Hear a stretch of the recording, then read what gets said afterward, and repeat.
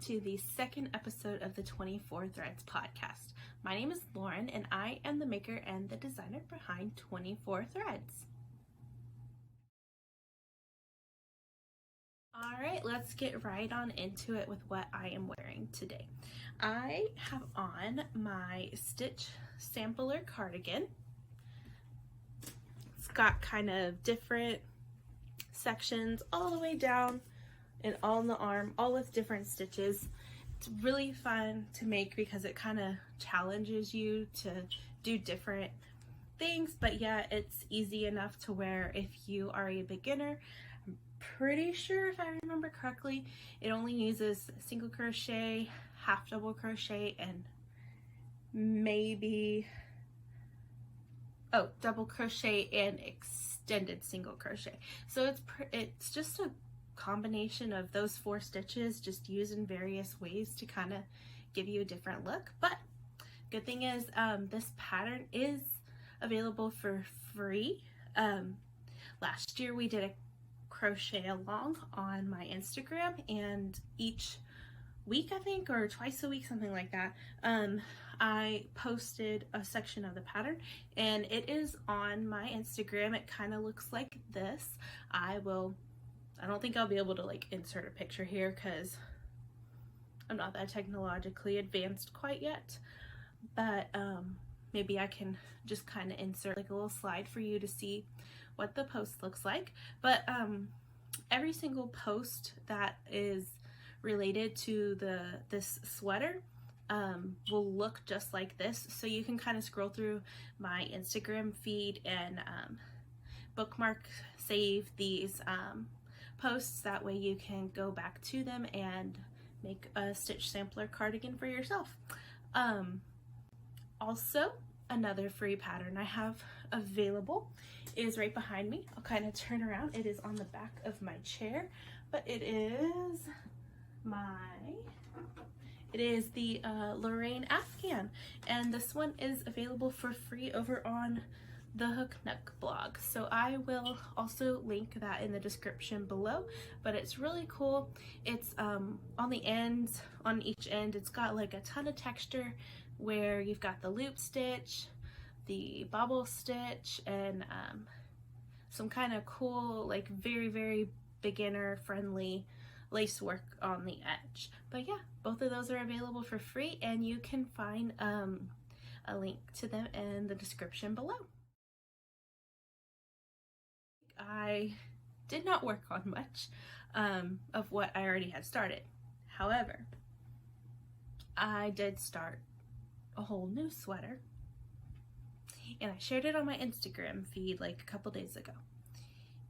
And I'm very excited about it because it's actually working out. And y'all, I have been, okay, let me backtrack a little. Ever since I started learning how to knit and crochet, I have loved the like the yoke sweaters, the knit yoke sweaters, Icelandic, Fair Isle, all of those beautiful yoke sweaters. And I've taken classes, I've crocheted sweaters, I've started knitting sweaters, and I just have not been able to figure out the math on those things. Don't know why. It is not the easiest thing to do. So I know, I just kept pushing through, and finally I think I might have, I'm hoping I got this one, because in the last I would say since October, yeah, since maybe mid-October, I have made 5 yokes, and I have not liked the way they fit, but this one is different. Let me show you. And I apologize if I'm like looking weird and not at the camera, because it's really weird like looking at the screen of my phone, but the camera's off to the side, so hopefully that doesn't look too weird. And if the lighting is off, I apologize for that too, because it is I don't know, it's almost 8 o'clock. It's not that late, but I don't know, for some reason I like recording at night, and the lighting is much trickier at night to figure out. Alright, so anyways, let's see. You ready? Here it is. I'm so excited for it, guys. Oh my goodness. I am loving it so far. My original kind of sketch or my original chart work, I'm not liking how it is, so I'm gonna have to kind of adjust the bottom, but here we go. Here's some kind of really close-ups. Hopefully it's not blurry or anything. I love it. Super excited. I really hope that it continues working out. I have, I think, one more increase left, and so far it's been smooth sailing. I have worked on 2 of my whips from last week, and one of them being the Orbits sweater by Rachel from Unwind Knitwear. So it is a knit sweater. I haven't gotten super far. I think I was on like the 2nd or 3rd row of the color work whenever I last showed it to y'all, but I'm a little bit further, not a ton. Here we go. Can kind of see the color work is starting to show up on here. But yeah, I have a shawl that I am gifting tomorrow. Well, technically Tuesday, today is Sunday, but the video is going out Monday. Tomorrow for you, 2 days for me. And if you saw my stories starting on Saturday night, I kind of was doing a little poll for fun to see how many Christmas movies I needed to watch in order to finish the shawl, and I had about 16 rows left. I might end up running out of yarn, so I might have to shorten that a little bit. So far I've watched 2 full movies, and I am starting on the 3rd. But after I'm done recording this, I'm gonna continue and hopefully finish it tonight. That is my goal, and that way I can maybe get it blocked later tonight. If not, for sure I can block it tomorrow, and it can have like a full day to dry, and then I can gift it on Tuesday. Let me hold on real quick so my stitch doesn't fall out. But here it is. I think, see, I'm on this kind of color work row in the black section, which falls about right here. In the pattern itself, it only does 1 of the lace work kind of rows. I wanted to do 2 because I also went from a worsted weight down to a DK weight yarn, so I knew it would be a little smaller. But because it's pretty good size, I don't know, I might stick with what the pattern says, especially because I'm running low on the yarn. We're just gonna have to see. And then I'm going to block this aggressively so that this like lace work really spreads out and looks really nice. And yeah, those are what I am working on right now. I don't have any finished objects this week.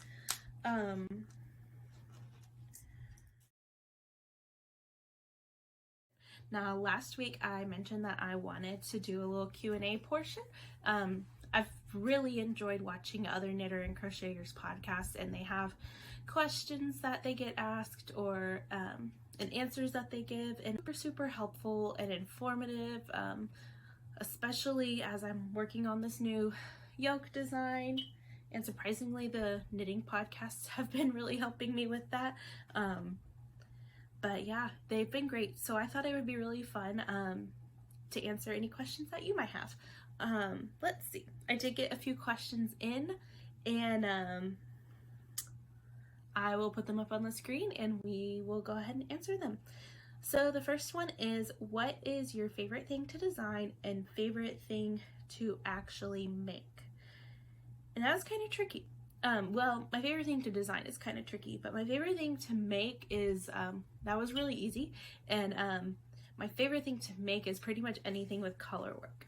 I also really enjoy stuff where like the stitches are easy, but they switch up and kind of change during the pattern, as long as it's nothing like super complicated.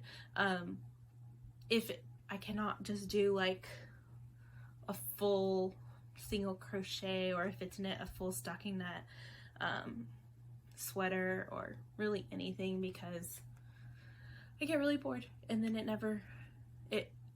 it either never gets finished, or it takes forever to finish it because I don't want to work on it. So like, I'm debating on how much of the color work I want to continue on this color work sweater, because I'm like, do I really want to do a full body of single crochet without any interest? I don't know, we'll see. But my favorite thing to design is probably a tie between shawls and garments. And I say those two because shawls come well, not super easy, but they come to me a lot easier than garments do. And I have like all of these hanging up back here. This is where I keep mine. I think I have like maybe 6 or 7 shawls over there. One is not my pattern, and then the other one down here on the end is something I was experimenting with and might go back to that idea in the summertime.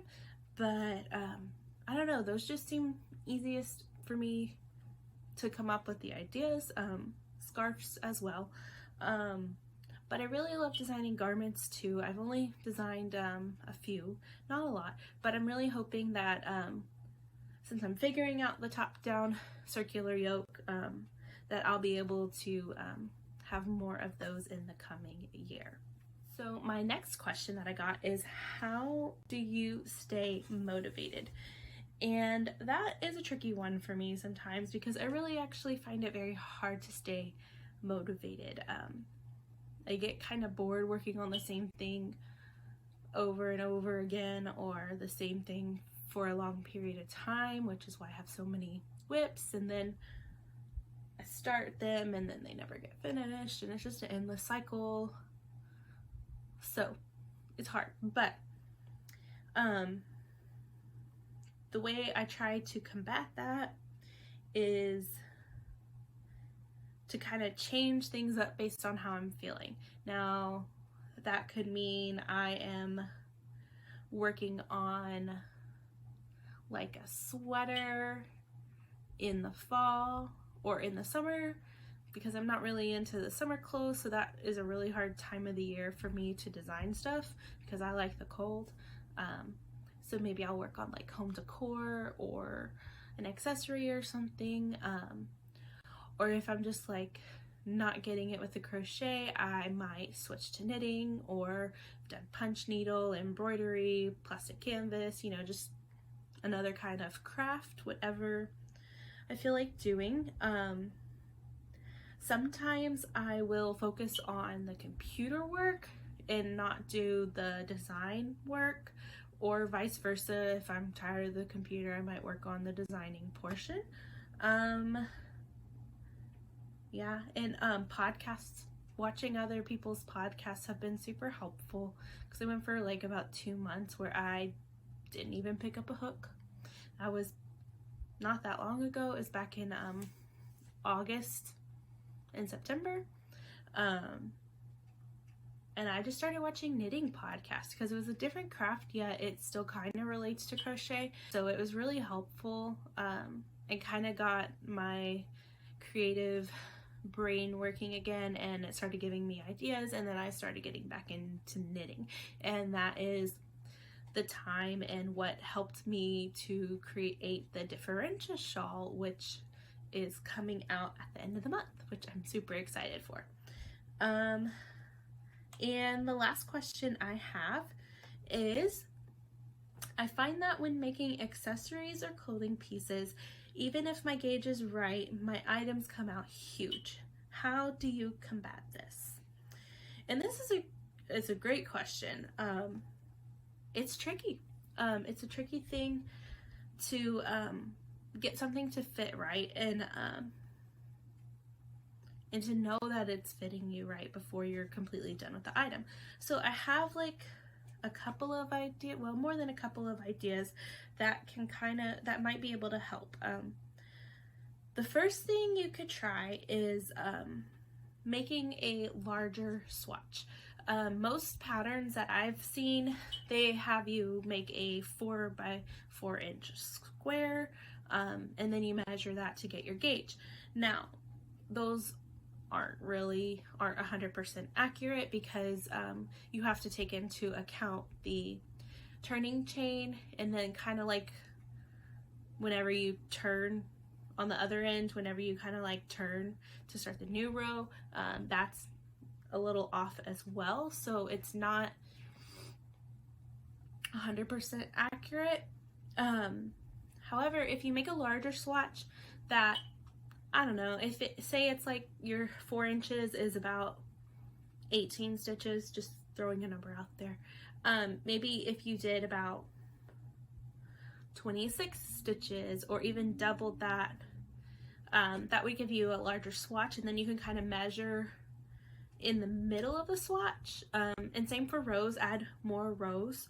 That way you can measure like in the middle of the swatch instead of from edge to edge, and then maybe that would give you a more accurate gauge. And then you'll know if you need to switch your hook. Even still, if you do that, things don't always come out right, because kind of from day to day, I know my tension changes based on how I feel each day. Also, I have been in the middle of a project and picked up the wrong size hook. Luckily, I only noticed it after a couple rows, so I didn't have to really frog anything. I just continued. It was a shawl, so it didn't really matter. But another thing you can do, if everything is coming out larger, you can just go down a size. And like if you're making a garment or something, like a shawl, and there's multiple sizes, or beanie, you can try going down a size and seeing if that helps. Another thing is, let's see, checking your gauge throughout the project. This is something I will say I'm not always good at doing, especially if I'm designing the project. If I'm test crocheting something, then I will for sure check during the process. But like I said a minute ago, your tension will change daily, hourly, weekly, whatever. But your tension changes, and it's good to check it periodically, because if you're crocheting really tightly one day, you might want to go up a hook size that for a little bit. If you're crocheting very loosely, you might want to go down a hook size, and try to kind of make sure that your gauge stays consistent. Let's see, if the row gauge is your issue, making your item too big, then I would just say you could omit some of the rows and not crochet as many rows. Just try to do it somewhere where it's not like super obvious to the pattern. Like if you have a certain stitch pattern you're following that requires like 4 rows in the stitch pattern, and then you repeat 4 rows and like that, maybe just try to eliminate some where you won't notice it. And if your project is like, if you finish your project and you try it on and it's good, it fits, but then you block it and then it like grows, you my guess is that you might be pinning it down and stretching it when you're blocking it. That's what I originally thought you were supposed to do, and so that's what I did with my stuff.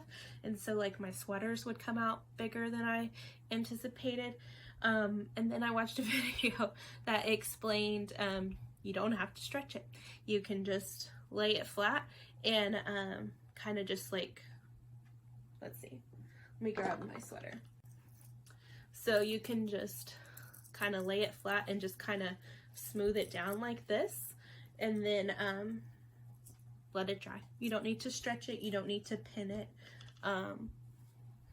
And if you're And definitely don't hang it because it'll pull down on the shoulders and it might make them bumpy or kind of weird. Now, project specific, if you're working on something that's like a top-down sweater, that's a little easier to adjust, in my opinion, than like a seamed sweater, because when you're doing a seamed sweater, you're making it in the pieces, and it's really hard to know for sure how it's going to fit. But even those, I would say you can try on. Of course, with like a top-down sweater, it's gonna be, you can try this on like over your head, and pretend this is where the yoke was supposed to stop, but my arm is right here, and obviously I've got another couple inches before I get under my arm.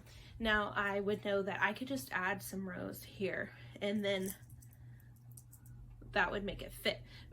Vice versa, if it was like way down here when the yoke ended in the pattern, I could just pull back and rip out some rows, so that way it would fit to where I need it to fit. If it's too big, like around, as long as it doesn't like mess with the color work or the stitch pattern, you can always you can either pull back and like eliminate increases and kind of skip over them, or if you're like me and you don't like frogging, you can just like double crochet or single crochet, whatever your stitches, two together to decrease a couple of stitches, and try that and see if it helps make it fit.